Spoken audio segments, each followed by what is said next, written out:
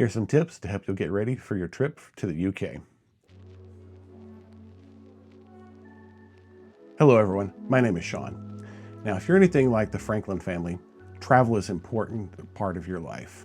We like to check out new spots in our local area, as well as travel to more exotic locations. Travel allows us to see and do new things, have new experiences, and make memories. It also allows us to meet new people, learn about their culture and way of life. All this helps to enrich our lives and, we think, make us better people. Watching a documentary or reading about a new place just isn't the same as actually being there yourself. There's a difference between watching a TV show about Stonehenge and actually being there. And if you've been there before, you can back me up in the comments. Unfortunately, most of the time we don't get an opportunity to travel outside of our immediate area. If you're like us, you have busy lives, and don't always have the extra funds to pay for it all. That's why planning is important. Planning can be time-consuming and frustrating. You're naturally going to want to devote the lion's share of your efforts to narrowing down the list of places to visit while you're there. I know that we did. You have to consider this may be a once-in-a-lifetime trip. None of us know what the future holds. Good pre-planning gives you the most time to enjoy your trip while you're there. The things that I'm going to talk about are geared towards the UK, but will be helpful for any international trip. Some of the things presented here are things that we did do, and others are things that I wish that we had thought about. Be sure to watch to the end because I'll share a bonus. It's an idea for a unique souvenir that most people don't know about, and it will only cost you £1. With that said, here are some tips to help you get ready for your trip to the UK. I hope this helps. First up is Global Entry. Now, we knew that Global Entry existed, and you may or may not know anything about the program. We did not, however, know about the details. Before I go into that, let's talk about passports real quick. I know that everybody knows you have to have your passport, and you may or may not have your passport already. If you don't, and you're getting ready to fill out to apply for your passport, resist the urge to get the passport card. And I'll tell you why. That's where Global Entry comes in. Global Entry is a separate program. It'll help you get through customs faster and easier when you're coming back into the country. Go ahead and apply. Don't wait, because this process can take a while. So when you apply, you do it online. Once you get your approval online, you're going to be asked to make an appointment for an in-person interview, is what they call it. So basically what you do is you make your appointment, which there may not be any open slots anywhere in the near future, and you may have to travel somewhere else to get it done in a timely manner. But when you do, once everything is complete, you're going to get a Global Entry card in the mail. That card works just like a passport card. And on the back of it, there's going to be a number. That number is also a known traveler number. So do it this way, and it can save you some time and some money. This next one may sound counterintuitive, but trust me, go to Ireland. Just because your trip is in the UK doesn't mean that you have to fly directly from the United States to the UK. We found out fairly early on that it was much cheaper to fly into Ireland and then go across to the UK. We flew into Dublin, and then the next day we took a Ryanair flight over to Glasgow. It worked out much cheaper, and it gives you an excuse to go to Ireland. Now, once you figured out what airline that you're going to take from the United States, look into their branded credit cards. The airline that we used, I have a branded credit card for that airline. And one of the perks of being a card holder was that I got our first checked bags for free. Ended up saving us a good bit of money that way too. Speaking of money, let's talk about cash and spending. Now, when we were on our trip, we ran into very few places that didn't take card. But it's always a good idea to have some cash on you, no matter where you're going. I know that everybody's seen the currency exchange kiosks in the airport. Stay away from those. They're going to charge you a horrible exchange rate. Instead, look around in your area for a bank that does currency exchange. You're going to get a much better exchange rate.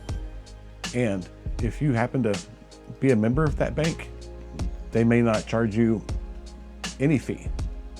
As far as using a card goes, check with your bank.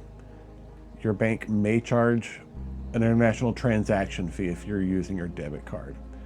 I know that our bank is that way, but we found out that with our bank credit card, there was no foreign transaction fees at all. It's always best to know ahead of time before you end up spending money on fees that you hadn't planned to. And lastly, on spending, if you're purchasing something with your card, credit card, debit card, doesn't matter.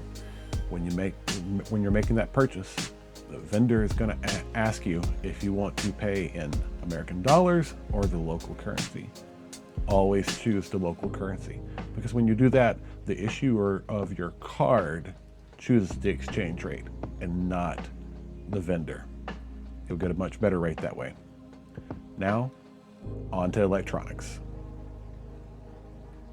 So if you're wondering why we're talking about electronics, there are some that you're absolutely going to need. And then there are those that are just going to make things much easier on your trip. What you absolutely need is going to be adapters, because everything that you have that's electrical is made for the standard American electrical outlets, and that's not what they have over there. So you get adapters. We got a variety of adapters off of Amazon. They worked great.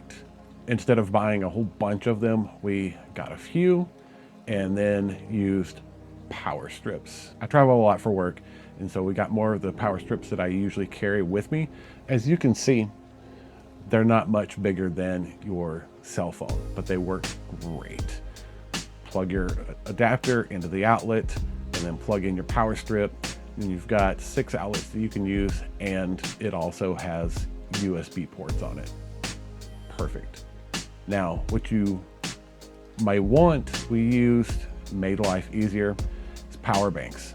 Because you're not going to spend all your time sitting in a hotel where you can keep recharging your phone when you're out and about. And so when you're out and about, you're going to be using it for GPS so that you can figure out where it is that you're going. You may need to look things up while you're out as well.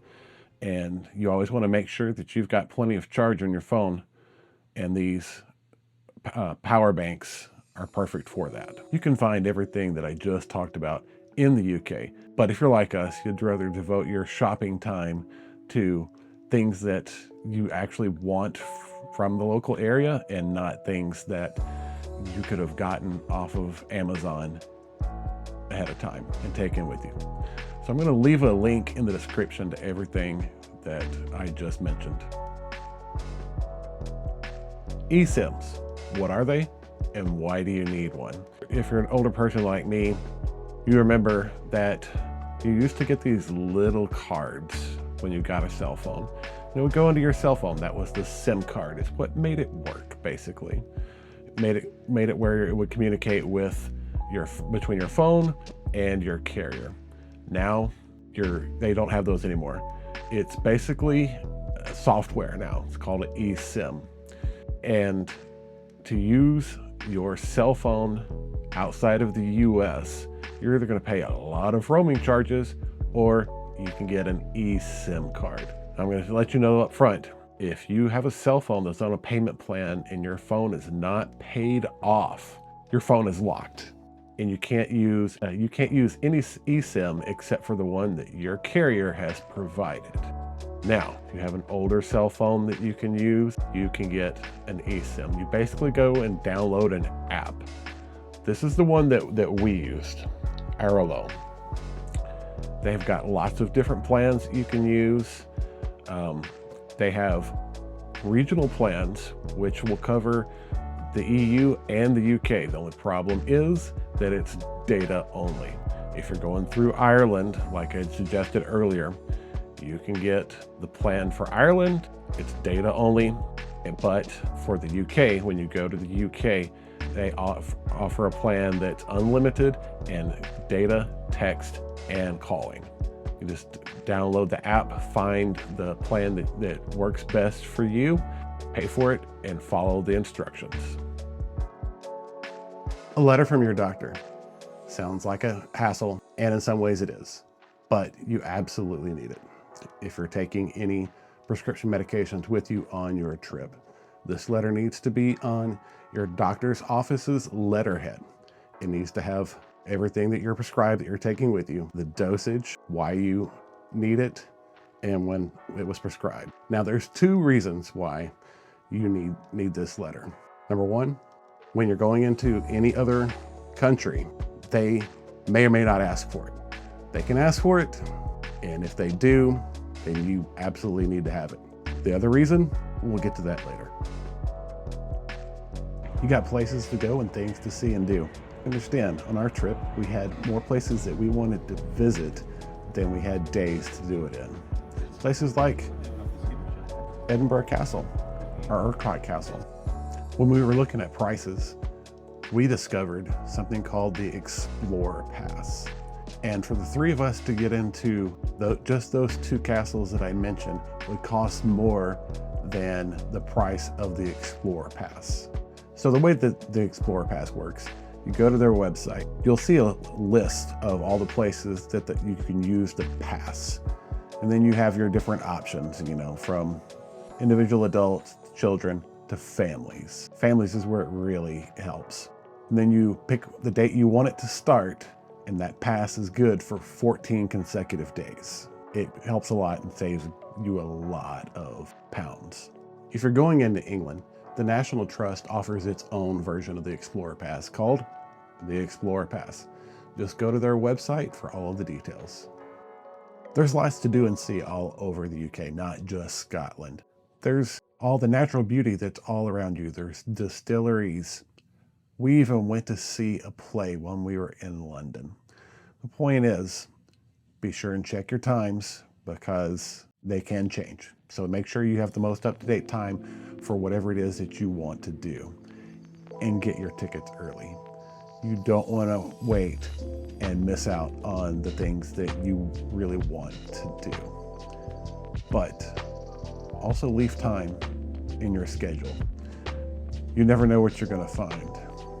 We rented a car in London to go to the next leg of our trip, and we were looking at the maps and we discovered Bletchley Park was on our route.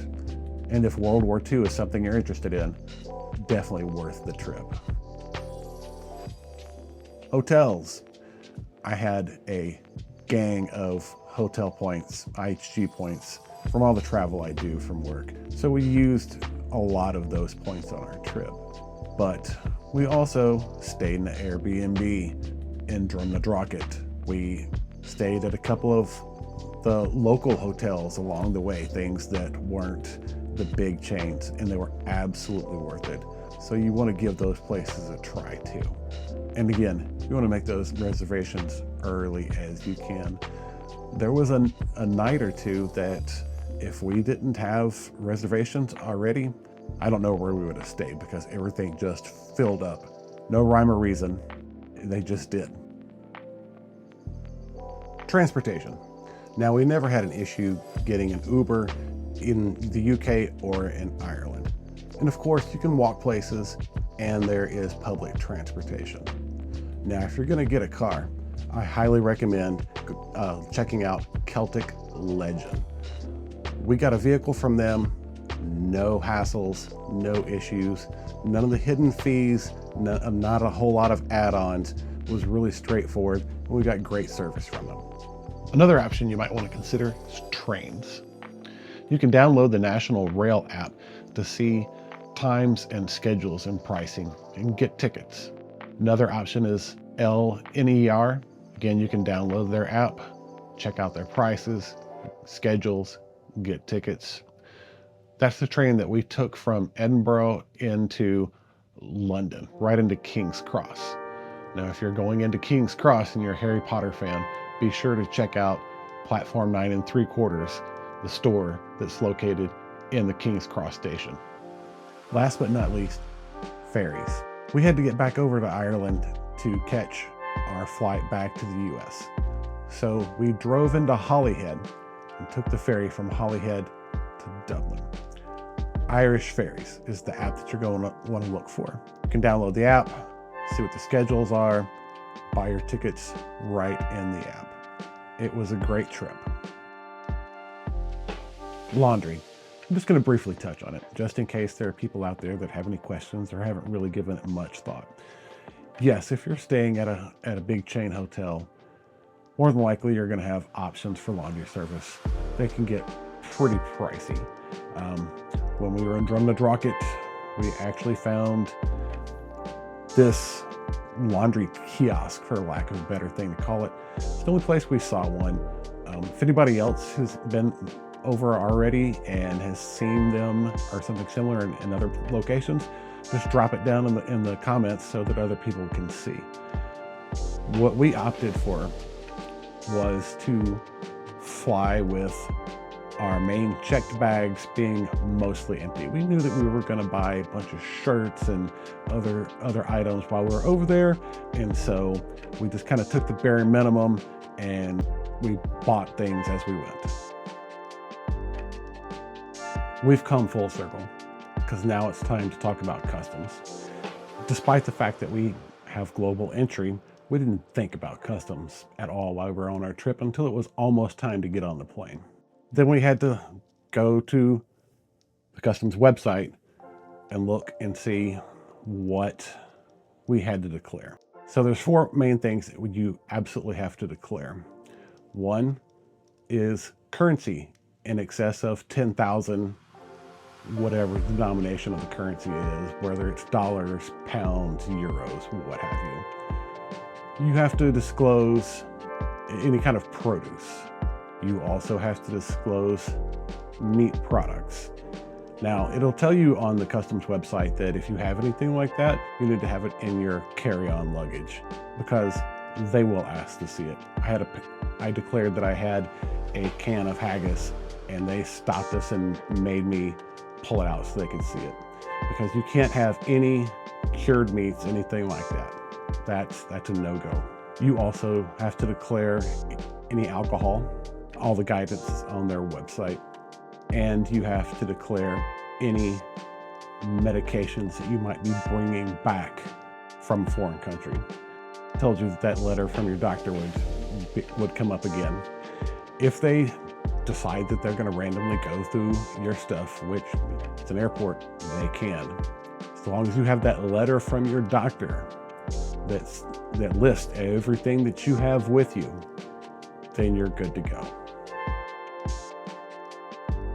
You made it to the end. I really appreciate it. It means a lot. So now it's time for that bonus that we talked about. So if you go to the Bank of Scotland that's on St. Andrew's Square in Edinburgh, you can take £1 coins and exchange them at that location for some of the old £1 Bank of Scotland notes. They stopped making them. They don't make them anymore. That's the only way that you can get them. We found out about this from an Uber driver of all people, and not many people know about it. So it's something cool to have that not everybody that's been to Scotland will be able to bring back home. Thanks for watching. If you got any value out of this video, then please like, comment, and subscribe. And if you know somebody else that needs this information, please share.